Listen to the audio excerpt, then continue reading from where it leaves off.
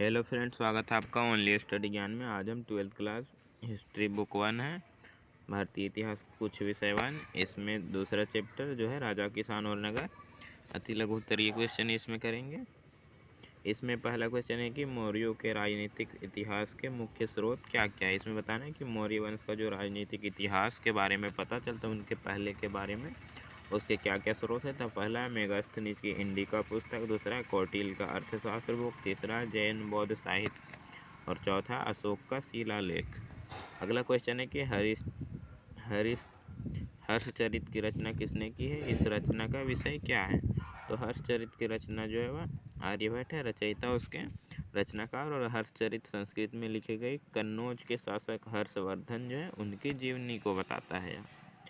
अगला क्वेश्चन है इसमें कि अशोक के अभिलेख किन किन भाषाओं में लिखे गए हैं।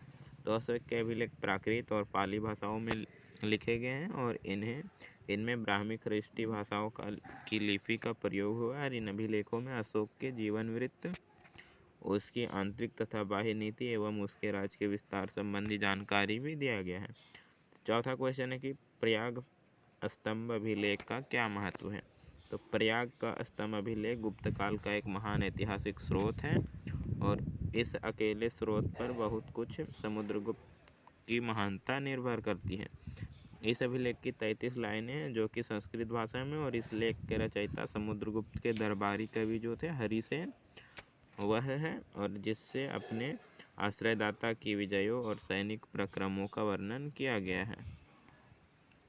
अगला क्वेश्चन है कि आर्यभट्ट कौन था, उनकी एक रचना का नाम लिखें। तो आर्यभट्ट गुप्त काल के वैज्ञानिक थे और वे प्रथम नक्षत्र वैज्ञानिक थे जिन्होंने घोषणा की थी कि पृथ्वी अपनी धुरी पर घूमती है। और आर्यभट्ट अपने युग के महानतम गणितज्ञ भी थे और उन्होंने दशमलव प्रणाली का विकास किया था और उन्हें सूर्य सिद्धांत नामक ग्रंथ लिखा था। एक ग्रंथ रचना का नाम लिखना है, तो सूर्य सिद्धांत नामक ग्रंथ। अगला क्वेश्चन है कि मेगास्थनीज कौन था, उसके द्वारा लिखी गई पुस्तक का नाम लिखें।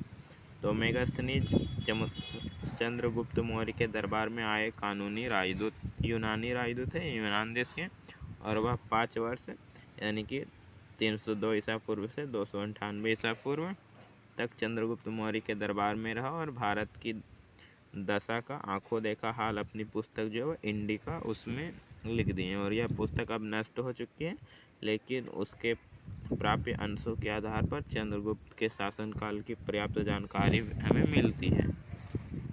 अगला क्वेश्चन है कि ब्राह्मी लिपि के महत्व पर प्रकाश डाले। तो मध्यकाल में ब्राह्मी लिपि का प्रचलन था।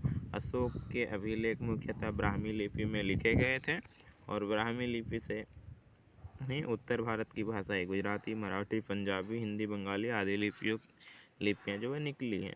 अगला है कि अभिलेख से आशय क्या है, क्या समझते हो और इनका महत्व क्या है।